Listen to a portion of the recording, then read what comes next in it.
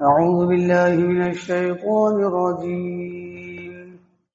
بسم الله الرحمن الرحيم. وآتوا اليتامى أموالهم ولا تتبدلوا الخبيث بالطيب ولا تأكلوا أموالهم إلى أموالكم إنه كان حوبا كبيرا. صدق اللہ العظیم. ترجمہ: اور جن بچوں کا باپ مر جائے ان کے مال انہی کو پہنچاتے رہو، اور تم اچھی چیز سے بری چیز کو مت بدلو، اور ان کے مال مت کھاؤ اپنے مالوں کے ساتھ. ایسی کارروائی کرنا بڑا گناہ ہے. تفسیر و تشریح. آج سورہ نساء کی آیت نمبر 2 تلاوت کی گئی. گزشتہ تمہیدی آیت میں تقوی اور حقوق قرابت اور بنی نوع انسان کی رعایت اور ان کے ساتھ سلوک اور ہمدردی کا حکم تھا. اب ان مواقع اور حقوق کی تفصیل ذکر فرمائی جاتی ہے جہاں کہ ان کی حفاظت اور رعایت کا حکم ہے. سب سے پہلے یتامہ کے متعلق احکام بیان فرمائے جاتے ہیں. یتامہ جمع ہے یتیم کی.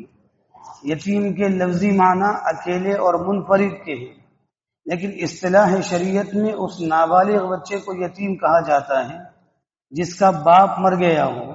بالغ ہونے کے بعد شرعی اصطلاح میں اس کو یتیم نہیں کہا جائے گا، جیسا کہ حدیث شریف میں تصریح ہے کہ بلوغ کے بعد یتیمی باقی نہیں رہتی. ایام جاہلیت میں اسلام سے پہلے یتیموں کے حقوق بری طرح ضائع کیے جاتے تھے اور یتیموں کو نقصان پہنچانے کے مختلف طریقے استعمال کرتے تھے. پھر یتیم اپنی بے سر و سامانی اور مجبورگی اور بیچارگی کے باعث رعایت و حفاظت اور شفقت کا نہایت محتاج ہوتا ہے. اس لیے سب سے مقدم یتیموں کے احکام کو بیان فرمایا جاتا ہے.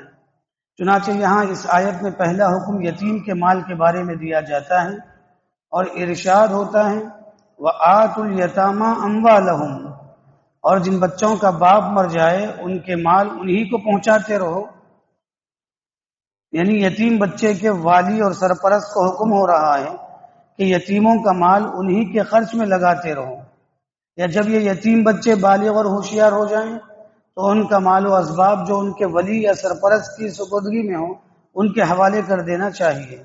یتیم بچوں کی ملکیت میں اگر کچھ مال ہے جو ان کو کسی نے دیا ہو یا کسی کی میراث میں ان کو پہنچ گیا ہو تو یتیم کے ساتھ اس کے مال کی حفاظت بھی اس شخص کے ذمے ہے جو یتیم کا ولی یعنی ذمہ دار ہو، اور یتیم کا مال اس کے بالغ اور سمجھدار ہونے سے پہلے اس کے قبضے میں نہ دیا جائے، کیونکہ وہ ناسمجھ بچہ ہے، مال ضائع کر دے گا، جیسا کہ اسی صورت میں آگے 5ویں آیت میں تصریح فرما دی گئی.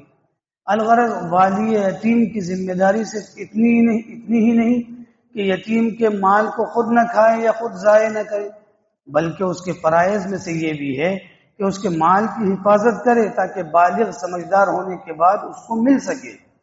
آگے یتیموں کے والیوں یعنی ذمہ داروں کو دوسرا حکم دوسرے جملے میں دیا گیا اور ارشاد ہوا وَلَا تَتَبَدَّلُوا الْخَبِيثَ بِالطَّيِّبِ، اور تم اچھی چیز کو بری چیز سے مت بدلو.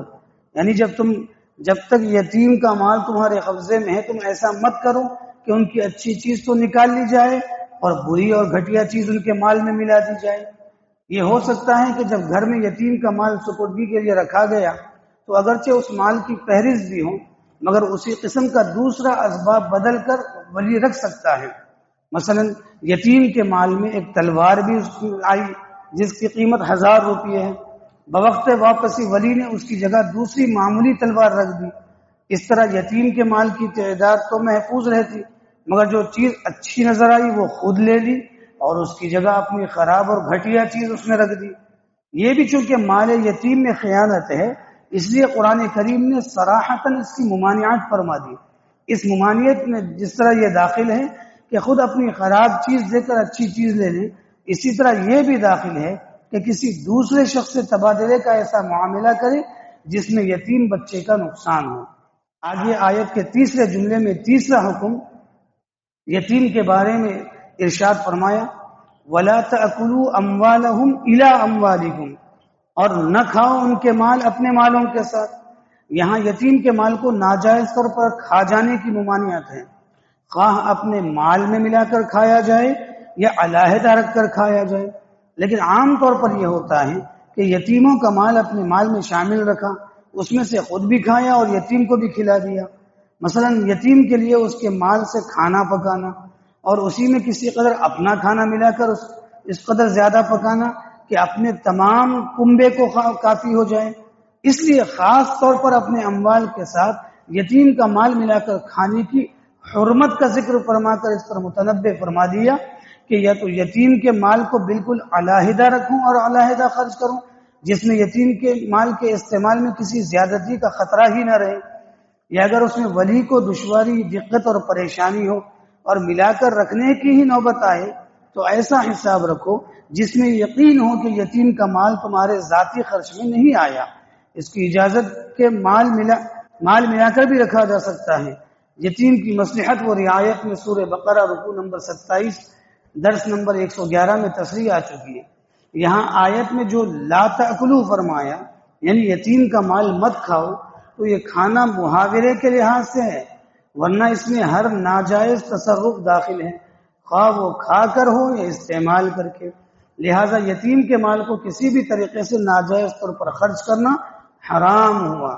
یہاں اس طرف بھی اشارہ فرما دیا کہ یتیموں کے مال میں خرد برد کرنے والے عموماً وہ لوگ ہی ہوتے ہیں جن کے پاس اپنے مال موجود ہوتے ہیں، جو اپنا مال موجود ہوتے ہوئے یتیموں کا مال حرام طور پر کھا جاتے ہیں۔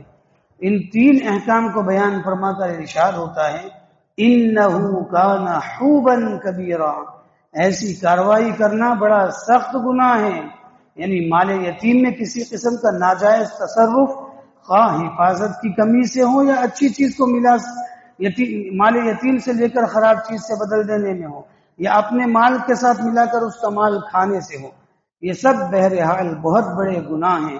اور یتیم کے مال کو کھانے کی وعید اسی رکوع کے آخر میں آ رہی ہے، جہاں فرمایا گیا کہ جو لوگ یتیموں کا مال بلا استحقاق کھاتے ہیں یا برتتے ہیں، وہ اپنے پیٹ میں جہنم کی آگ کے انگارے بھر رہے ہیں اور عن قریب ہی وہ جہنم کی جلتی آگ میں داخل ہوں گے۔ اللہ تعالیٰ اس گناہ عظیم سے سب مسلمانوں کو محفوظ رکھے، آمین۔